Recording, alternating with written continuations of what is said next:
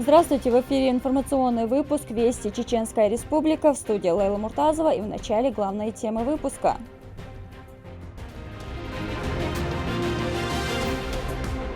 Последствия стихийного бедствия. По счастливому стечению обстоятельств водителя не было внутри салона. Он успел покинуть машину, прежде чем она оказалась полностью раздавленной. В регионе прошел мощный ураган, который сносил все на своем пути. Град и шквалистый ветер затопил улицы в Грозном.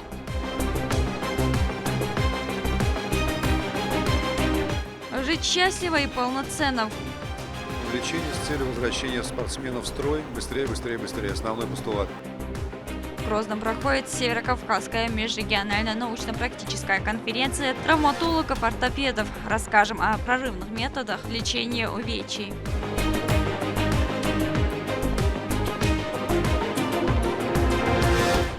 Любитель-конструктор собрал профессиональный багги. Рулевой он баямый.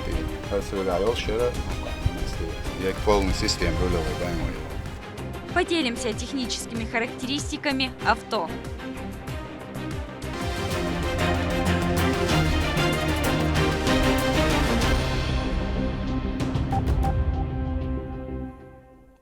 В столице устраняют последствия сильнейшего урагана, который пронесся по региону. Град и шквалистый ветер затопил улицы в Грозном. Некоторые районы остались без электричества.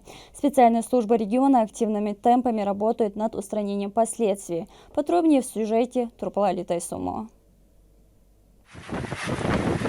Эти кадры облетели все соцсети. Мощнейший ураган накануне обрушился на столицу Чеченской Республики. Затопленными оказались целые улицы. По поручению главы региона Рамзана Кадырова были подняты все службы ликвидации чрезвычайных ситуаций. В первую очередь пришлось откачивать воду, в частности из тоннеля, идущего по проспекту имени Ахмата Хаджи Кадырова.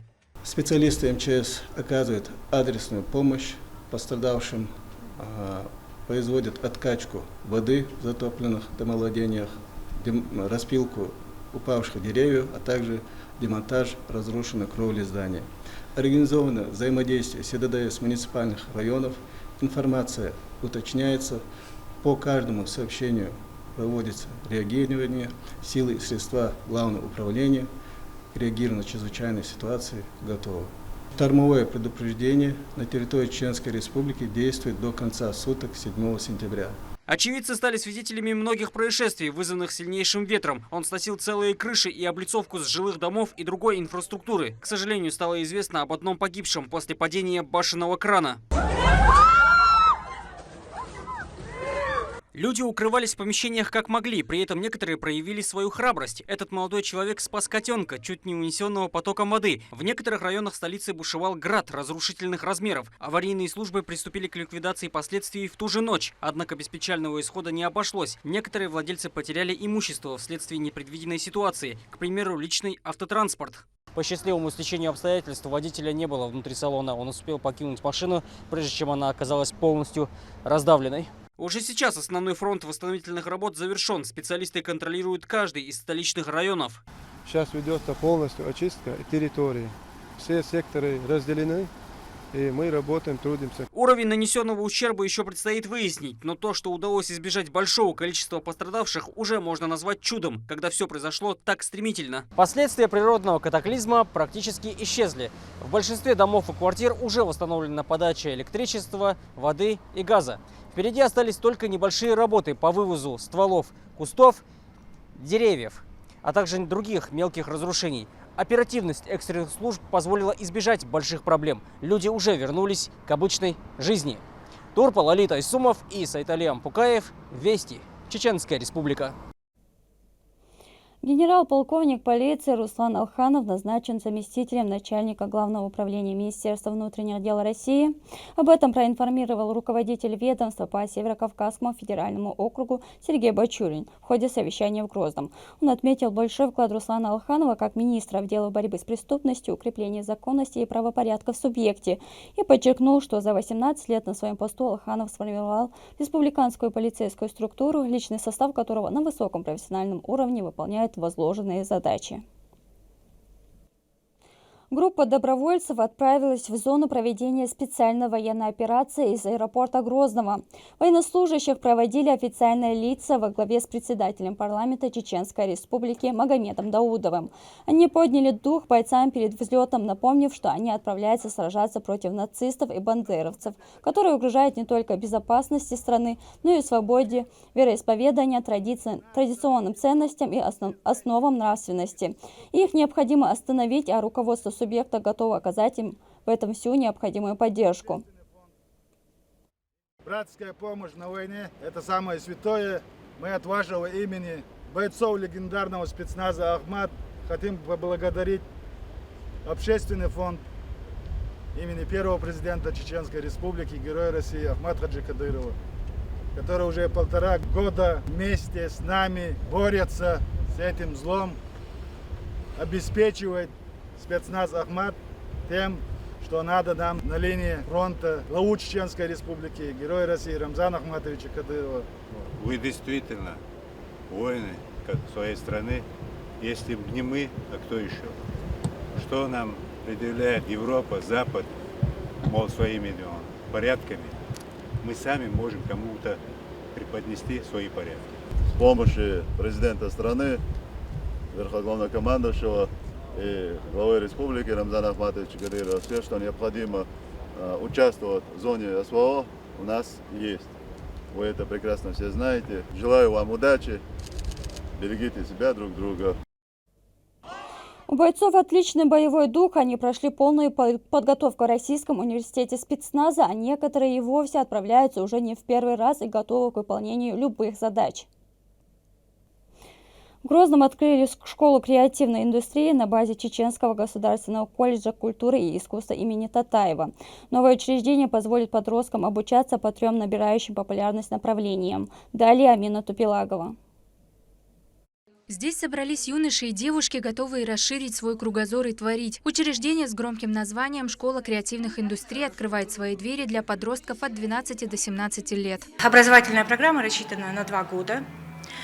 Первый год обучения дети обучаются на всех 3 студиях, и далее 2-й год обучения уже выбирают непосредственно по своему профилю, что им понравится, что им ближе.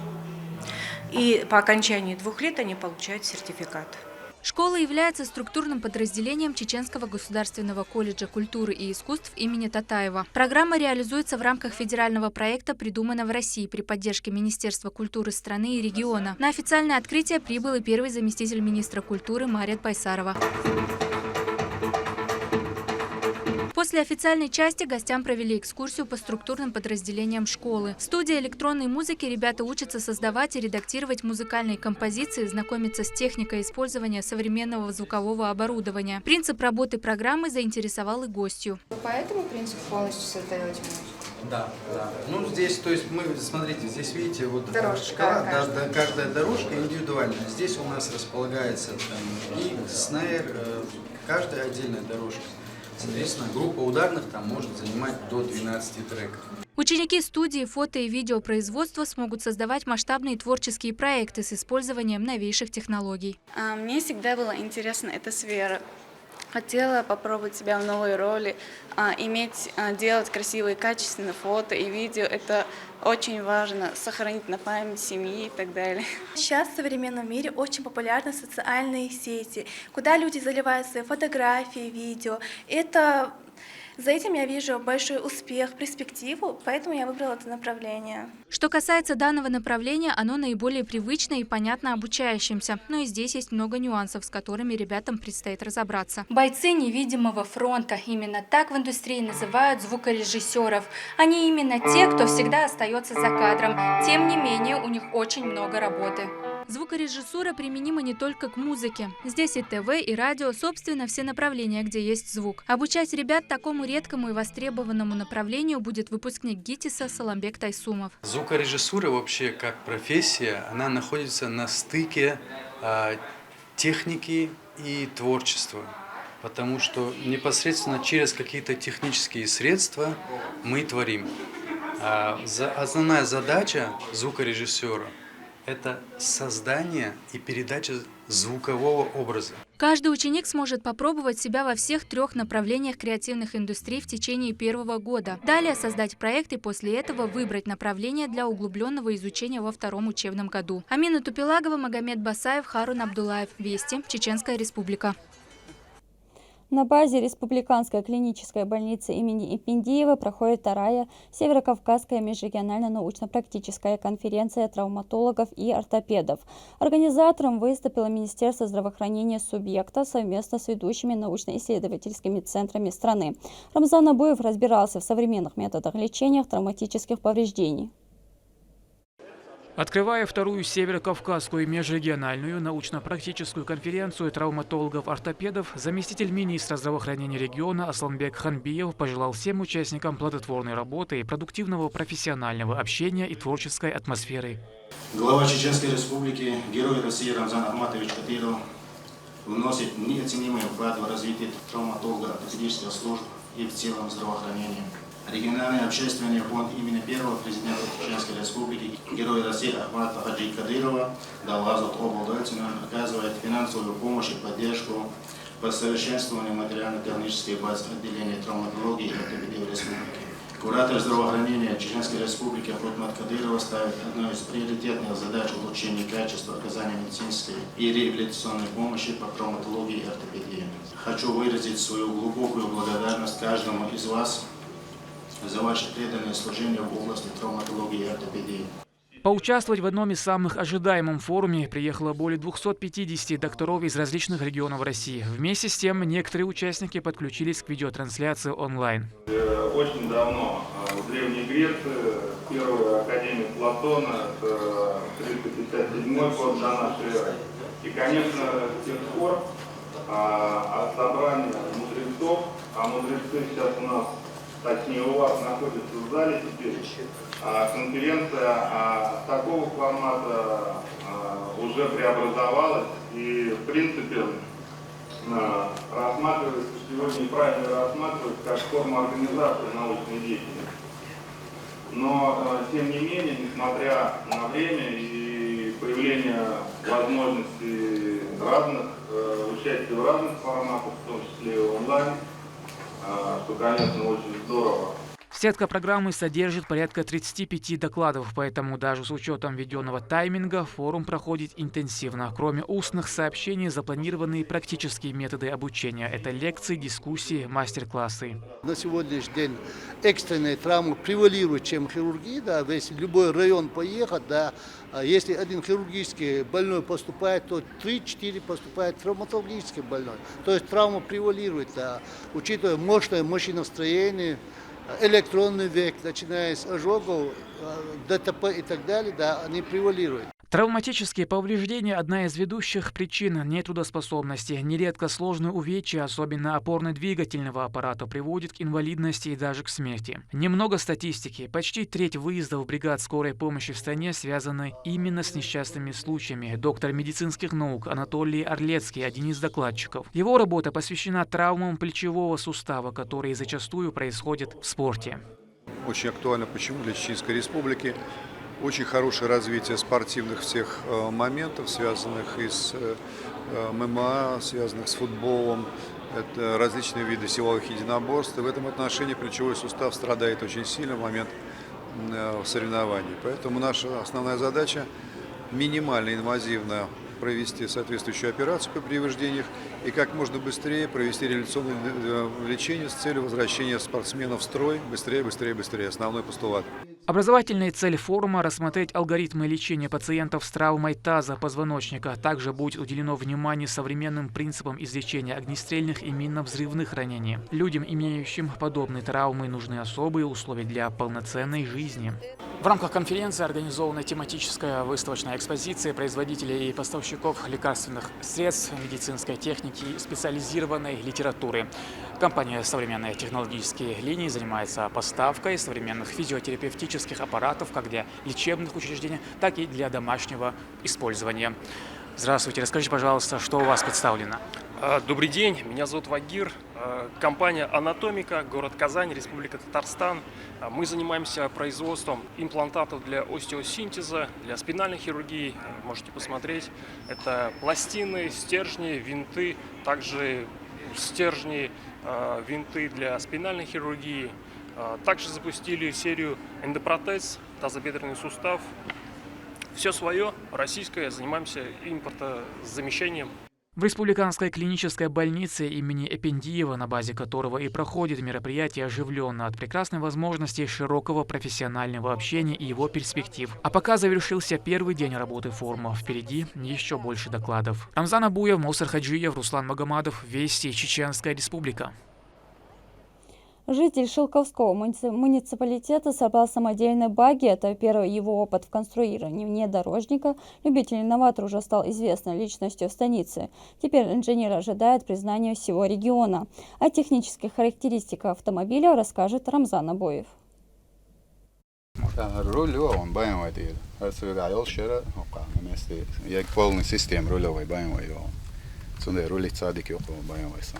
А мотор и коробка от Нивы, мост от УАЗика, кузов самодельный. Зелим Маркаев исполнил мечту многих мальчишек, желавших стать в детстве автоконструкторами. Создание им именно багги не случайно. Как любитель активного отдыха, он знает, что лучше багги может быть только другой, еще более мощный. Идея дагмоди на сон группер офроиди херклуш штаттоло трай баси штардол херклуш штатто.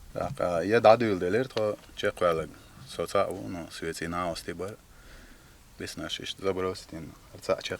Внешне и по конструкции машина с низкой посадкой, с вытянутым корпусом и большими колесами. Грязи она не боится, преодолевает водные препятствия без проблем. Вес составляет до тонны, двухместный салон в стиле минимализма. Идея создания автомобиля у нашего героя родилась в 2018-м. 2 года ушло для поиска и сбора необходимых узлов и механизмов. В настоящее время багги совершенствуются и доводятся до ума. В своей станице Шелковская Зелим настоящая звезда. Сфотографироваться с ним в автомобиле желает каждый мальчишка.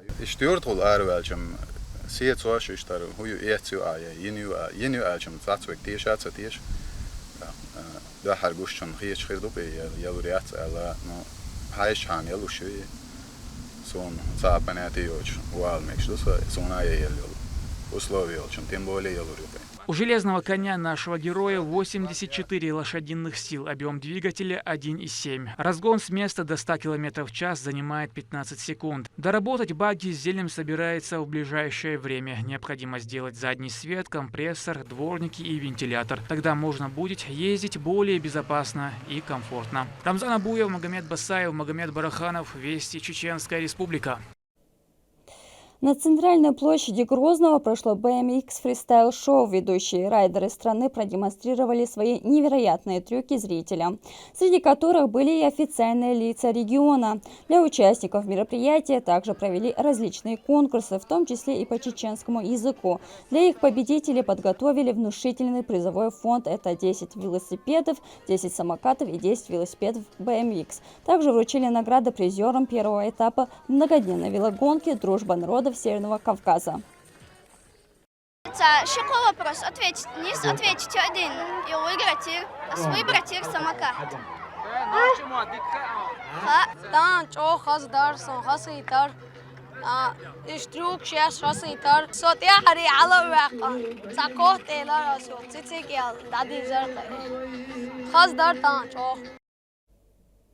К этому часу это все события. Еще больше новостей вы можете узнать на наших социальных платформах и приложении «Смотрим». До новых встреч в эфире.